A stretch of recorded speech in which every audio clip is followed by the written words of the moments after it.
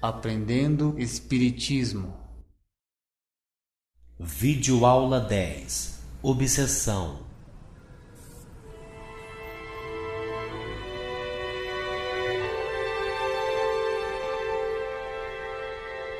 A crença comum é a de que aquele que morreu se foi para sempre e em nada mais interfere no mundo dos vivos.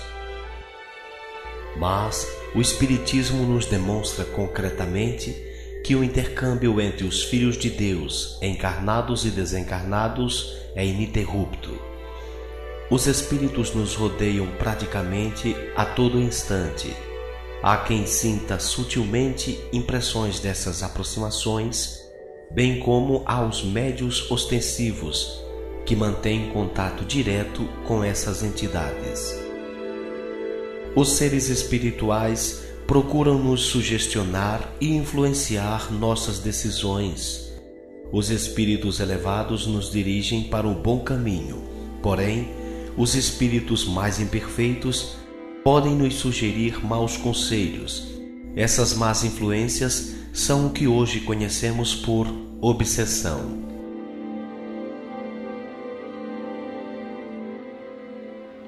Bem-vindo a mais uma videoaula da série Aprendendo Espiritismo.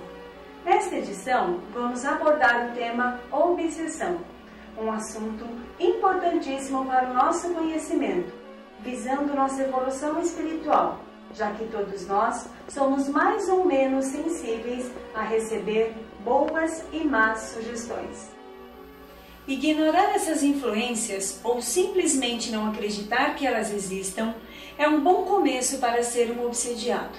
Portanto, aproveitemos essa ocasião para nos fortalecer.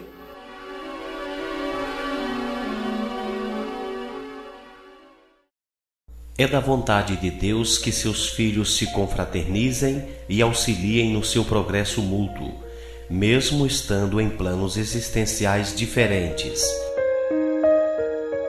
Os espíritos mais experientes, que desfrutam de uma situação mais favorável, se engrandecem em poder servir a Deus, auxiliando aos irmãos mais imperfeitos em sua reforma íntima, inspirando-lhes sabedoria e virtudes morais. Esta a prazerosa ocupação dos seres que já alcançaram a perfeição ou dos que já trilharam boa parte da estrada evolutiva. Assim como no estágio atual do nosso planeta Terra há pessoas de diferentes níveis intelectuais e morais, o plano espiritual é repleto de espíritos em diferentes escalas, havendo então seres de toda qualidade, espíritos orgulhosos, invejosos, preguiçosos, mal intencionados e vingativos. Também a estes Deus concedeu a capacidade de intervenção na vida humana, como prova e aprendizado para os homens, a fim de que eles busquem sua autoafirmação, ao mesmo tempo em que ensejem aos espíritos a oportunidade de refazimento, ao verem a resistência salutar daqueles a quem porventura persigam.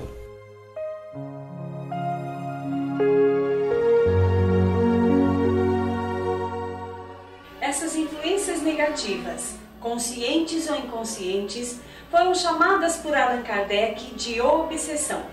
O codificador espírita classificou os graus obsessivos em 3 níveis: obsessão simples, fascinação e subjugação. Vamos agora conhecer as características de cada uma delas.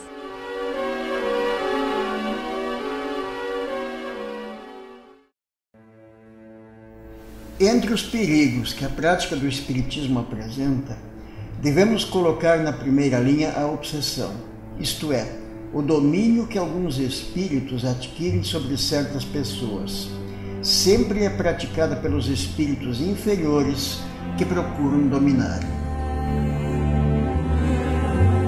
Em sua missão de transmitir as mensagens do plano espiritual, o médium deve estar ciente de que poderá ser perseguido por espíritos zombeteiros e perversos que tentarão lhe obsidiar.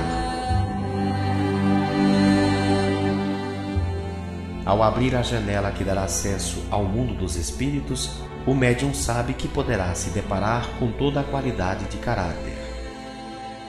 Na obsessão simples, o primeiro estágio, um espírito malvado persiste em interferir no trabalho do médium, tentando impedir seu contato espiritual ou se apresentando no lugar dos que são evocados. Entre outras formas de perturbar, o obsessor dessa categoria pode tentar provocar manifestações físicas, como arrastar objetos e provocar ruídos, para imprimir medo e intimidar o serviço mediúnico. O médium sente a influência desses espíritos mal intencionados e, firmando-se no seu bom propósito, pode facilmente se desvencilhar dessas interferências.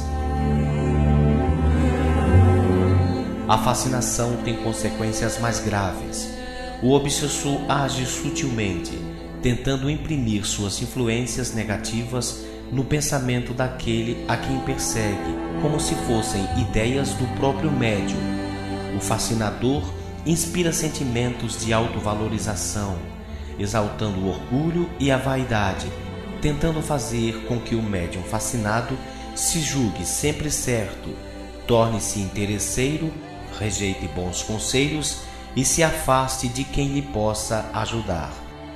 Se não desenvolver autodefesa contra a fascinação, o médium pode ser levado ao terceiro e mais sério grau de obsessão, que é o da subjugação, qual seja, a paralisação através da ação mental que um espírito determina sobre a vontade de outro. Nesse nível, o obsessor praticamente domina as ações mentais e físicas de sua vítima, a exemplo do que comumente se chama de possessão. O subjugador pode provocar ilusões, infundir sentimentos de angústia profunda e levar o médium a situações ridículas e dolorosas que vulgarmente se diagnostica como loucura. No passado, a ciência acreditava todos os eventos dessa natureza a distúrbios cerebrais, mas hoje a Organização Mundial de Saúde já admite o caráter de interferência espiritual na consciência do paciente. O Código Internacional de Doença, CID-10, item 44, inclui e define oficialmente o estado de transe e possessão mediúnica.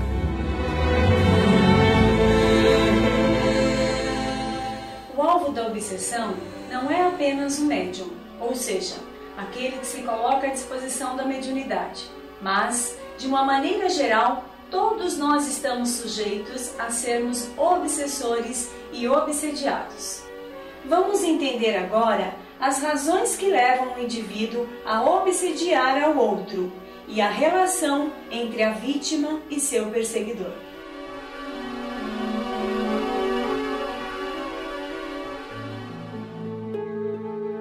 No curso dos relacionamentos, estamos sujeitos a entrar em conflitos com determinadas pessoas.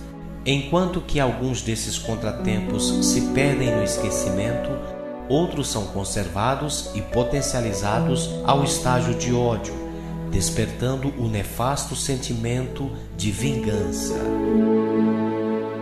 Grande parte dos casos de obsessão é fruto de perseguição pessoal, de laços rompidos abruptamente no passado, de situações vividas em outras reencarnações. Aquele que se sentiu ultrajado e traído guarda sua mágoa e aguarda o momento mais propício para cobrar o que julga ser sua justiça. Não raro, o obsessor se alia a comparsas desse mesmo nível, num jogo de obsessão coletiva em que ambos desfrutam do prazer maligno do outro. Casos assim são chamados também de vampirismo. Uma segunda causa obsessiva ocorre por vinculação em torno de um interesse comum, por exemplo, alcoolismo, tabagismo e narcotismo. A perseguição assim não é de ordem pessoal, mas apenas em função do objeto de desejo de ambos.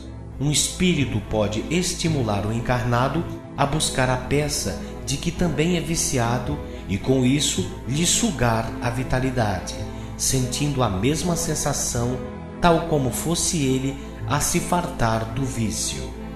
Outra razão que desperta o interesse obsessivo é a perseguição de ordem ideológica contra todo aquele que se alista em campanhas de interesse comum. Como há indivíduos de ambições particulares, estes fazem de tudo para barrar a evolução da sociedade, perseguindo qualquer pessoa que procure contribuir com uma causa humanitária. Aquele que se propõe a servir ao bem comum, por exemplo, em prol do espiritismo, fatalmente será perseguido por homens e por espíritos na proporção dos resultados do seu trabalho. Os fracos temem, mas os esclarecidos se fortalecem nas bem-aventuranças de Jesus. Bem-aventurados os que sofrem perseguição por causa da justiça, porque deles é o reino dos céus. Em nenhum caso de obsessão há injustiça da parte de Deus em permitir a perseguição. Nessas, de ordem pessoal e por interesses comuns, nunca há vítimas inocentes, pois que ambos, obsessor e obsidiado, estão ligados intimamente por eventos que eles mesmos são responsáveis, o que consiste, portanto, em oportunidade para refazimento moral dos envolvidos. Quando a perseguição é por ordem ideológica, o perseguido cumpre uma prova a que voluntariamente se inscreveu, da qual poderá colher excelentes frutos para a sua evolução, além de servir aos propósitos da coletividade a quem prestou o serviço. Se alguém aconselha outro a um mau procedimento, será responsável por esse ato e sofrerá as suas consequências. Aquele que é mal sugestionado terá sua parcela de culpa se praticar a má sugestão, ou até pelo desejo de efetivá-la, mesmo que não tenha tido oportunidade de fazê-lo. Entretanto, se resistir à tentação consciencialmente, reservará para si as recompensas divinas por sua coragem e perseverança na ética. Já que a obsessão é um fenômeno comum dentro e fora do espiritismo, devemos então desenvolver mecanismos de autodefesa para não sermos joguetes dos maus conselhos alheios. E é graças à doutrina espírita que hoje nós temos consciência deste inimigo oculto e bases para vencermos as más influências mediante a nossa autoafirmação. Mas, e quanto aos nossos irmãos menos esclarecidos que penam num processo obsessivo, como podemos ajudá-los? Vamos ver.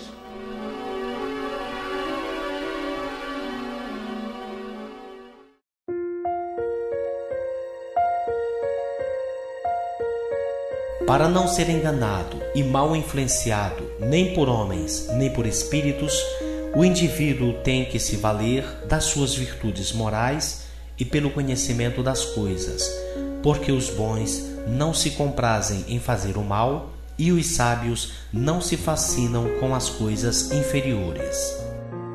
Conforme a lei de atração, a ação mental dos bons pensamentos, o estudo construtivo, o trabalho digno e a oração sincera são eficazes métodos de prevenção contra o ataque de qualquer espécie. Por esses semelhantes esforços, Deus concede o amparo e a boa inspiração dos seus missionários. A caridade para com todos estabelece laços fortes de respeito e amizade, evitando assim os conflitos pessoais e possíveis inimigos. Se já houver qualquer discórdia, prevalece o ensino cristão.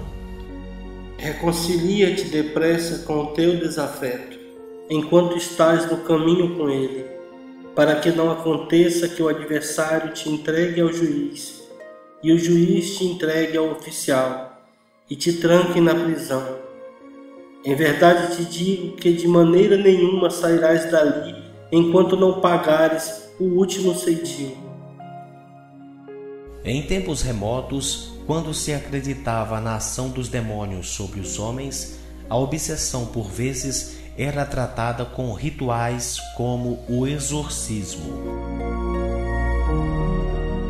A proposta espírita para a desobsessão baseia-se na reforma íntima dos envolvidos, obsidiado e obsessor, pela educação moral e desvinculação com os objetos nocivos que os unem. O obsessor já não é uma figura satânica, mas um irmão enfermo e sofredor de seu próprio atraso evolutivo, mas que tem todo o potencial para desenvolver seu progresso moral e intelectual e, portanto, merecedor de nossa compreensão e auxílio.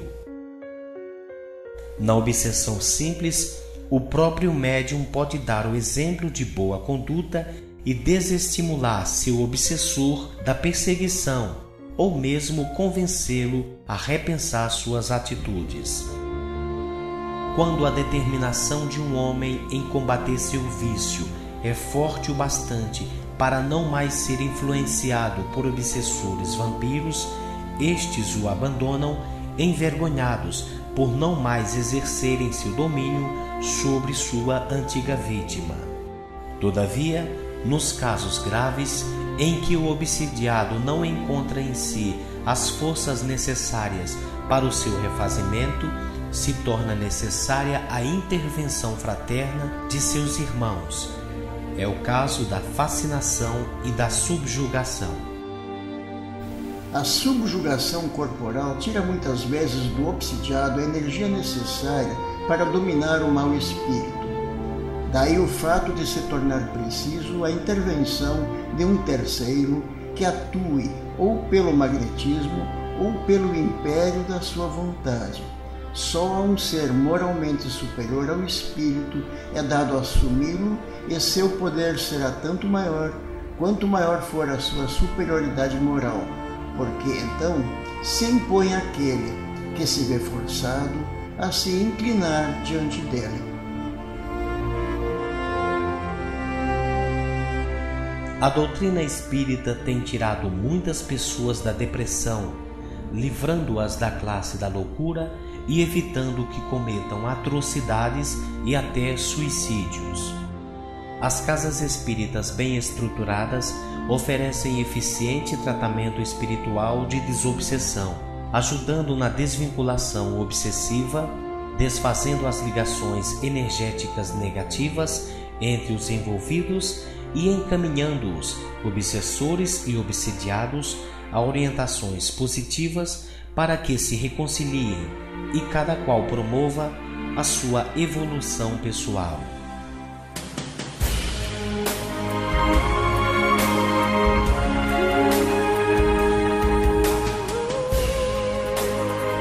A obsessão é um desses capítulos recheados de graves consequências para todos os envolvidos. Nossos atos falhos do passado podem implicar grandes surpresas em nosso cotidiano. Inimigos e desafetos podem estar à nossa volta em troco de vingança, bem como, possivelmente, nós tenhamos perseguidos a outros.